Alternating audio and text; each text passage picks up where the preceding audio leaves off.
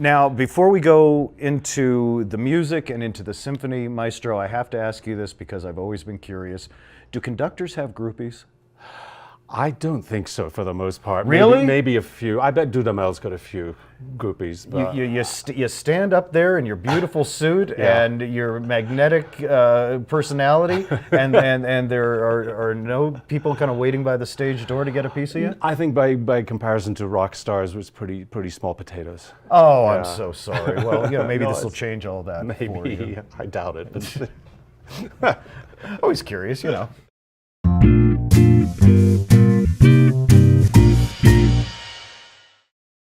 Eye on Sun Valley's Talk of the Town is brought to you by Sun Valley Associates, a tradition of expertise since 1962. And McLaughlin and Associates, Jim McLaughlin, architect, adding character to Sun Valley, one building at a time. Welcome to Eye on Sun Valley's Talk of the Town. My name is Vernon Scott, and today I am honored to have my special guest, Maestro of the Sun Valley Summer Symphony, Alistair Neal. Thank you so much for being here. thank you, Vernon. Great to be here. And you.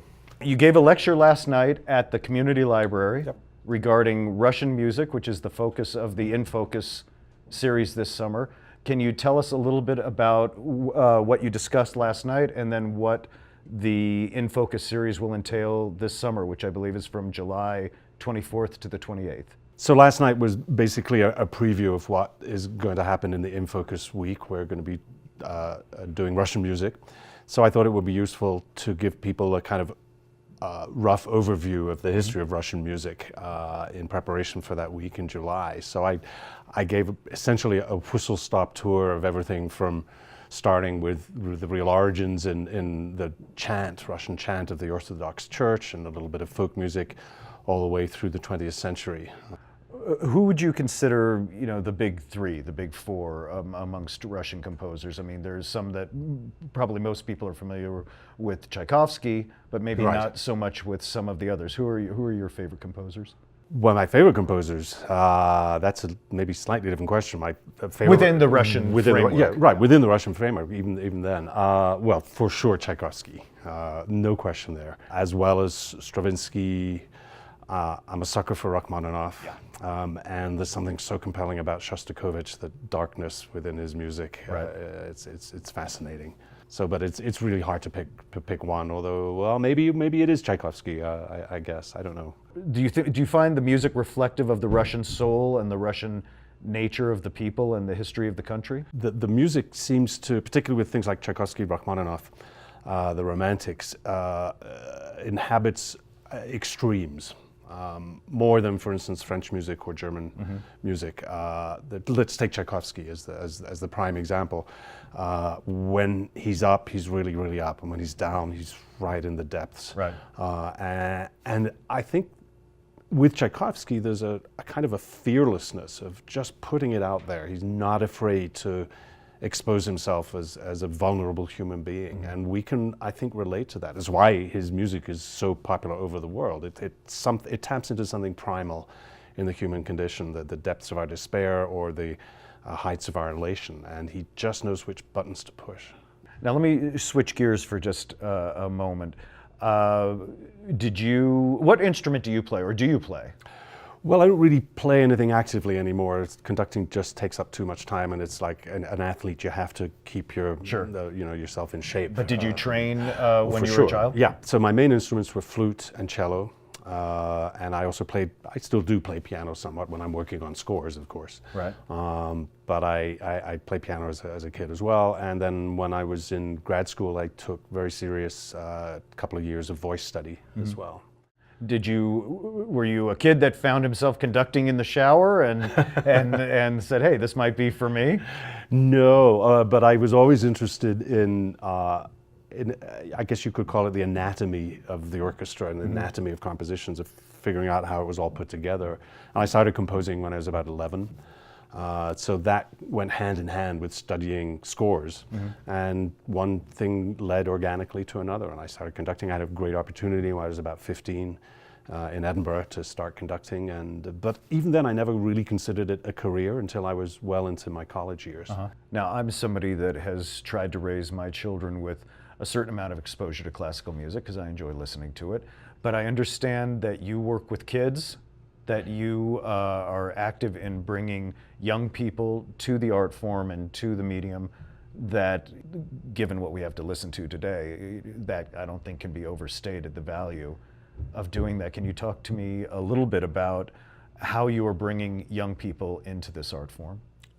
Well, working with young musicians and reaching young audiences has always been part of my life as a musician.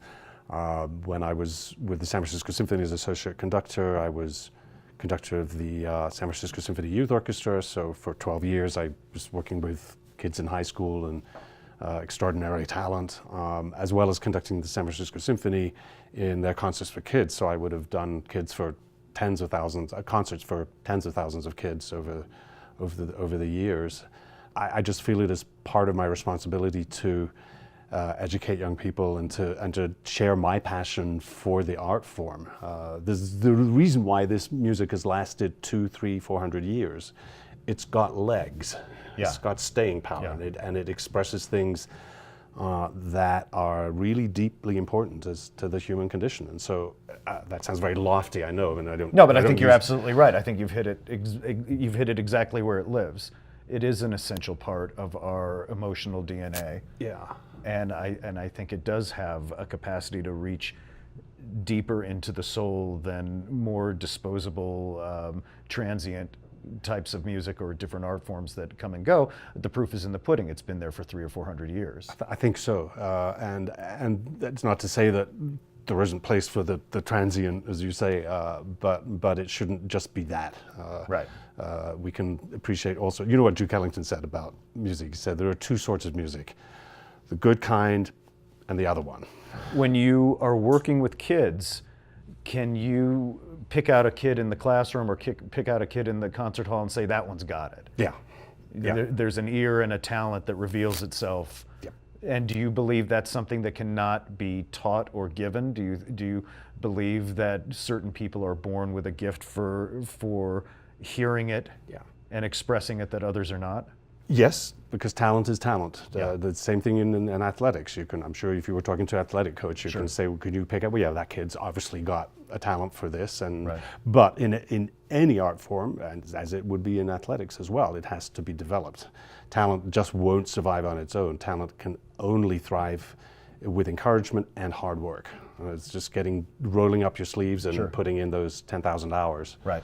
As a kid. Well, and in the case of someone like you, who obviously has such a deep-rooted passion for the music, not only are you giving your gift to them, but then you are facilitating their ability to give the gift of this music to other audiences and to the next generation of kids that they may influence. Exactly. You know, I mean, it sounds kind of trite to say, I guess, but the circle of life with this kind of music, that, you know, there is a wheel about it that somehow continues to go round and round. Yeah, it's just paying it forward and making it work for the next generation. And that's, I would think, just the biggest thrill in the world. It is, and to see the work that, I'm so proud of the work that the Sun Valley Summer Symphony does here with the School of Music, which is getting better and better all the time, and we're just seeing some wonderful young talent emerging there. It's a very important part of the mission of the Sun Valley Summer Symphony, both in the School of Music year-round and the summer music workshops. Can you talk a little bit about what you enjoy about coming here and taking time from what I know is a very busy schedule to participate in this, you know, for you, I guess it turns out to be about a month-long event Right. here in Sun Valley? Oh, it's absolutely central to my musical life and my life in general. I mean, I can't begin to adequately really express my gratitude to the whole community for, you know, welcoming me for so many years now. Well, and you know, and we're very indebted to you because, I mean, I'm a big softie. May not look like it, but I am. And there have been moments during your symphonies where I'm hearing a piece of music I've heard many times in my life, but there's something about the juxtaposition of sitting there and being in this environment and watching you and watching the orchestra and suddenly I find myself weeping with just the beauty of the sound, and it doesn't mean anything to me. You know, I don't know I've never studied music. I don't know the mechanics of music, but there's something about the purity of emotion that comes through. And like I mentioned, the sweet spot, there just will be that moment, and I'm destroyed. And I'm sitting there weeping like an idiot in front of people, but it's such a beautiful feeling. And I don't know if you can be fully aware of it on stage, how deeply affecting it can be to people who are just on the periphery, who don't know music, but know feeling. Yeah, absolutely. No, I'm aware of it because I sense those same things myself. And the thing about conducting and playing is that at one level you have to take a step back because I can't lose it in the middle of a symphony. I have to, you know, I'm the traffic cop. I don't want to have an accident on my watch, and so, and yet at the same time, I have to be 100% committed and involved.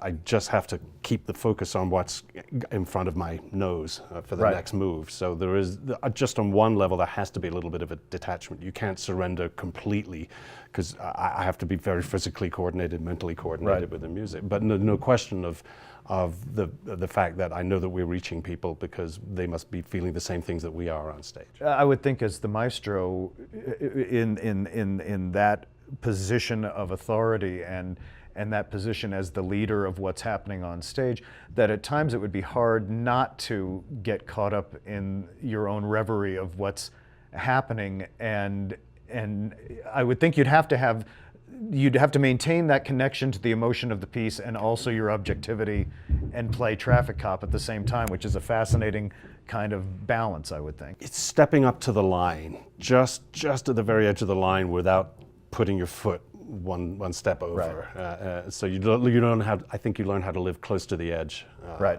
through experience. Thank you so much for joining us today on Ion Sun Valley's Talk of the Town. I'm Vernon Scott, and today my special guest has been Maestro Alistair Neil, conductor of the Sun Valley Summer Symphony. Thank you so much for being here. Thank you so much for having me. What a pleasure. Vernon. It's been a pleasure for me too. The symphony this year runs from July 24th to August 17th at the Sun Valley Pavilion. We look forward to seeing you at the symphony. Thanks for joining us. We'll see you next time. Ion Sun Valley, daily local news from beautiful Sun Valley, Idaho.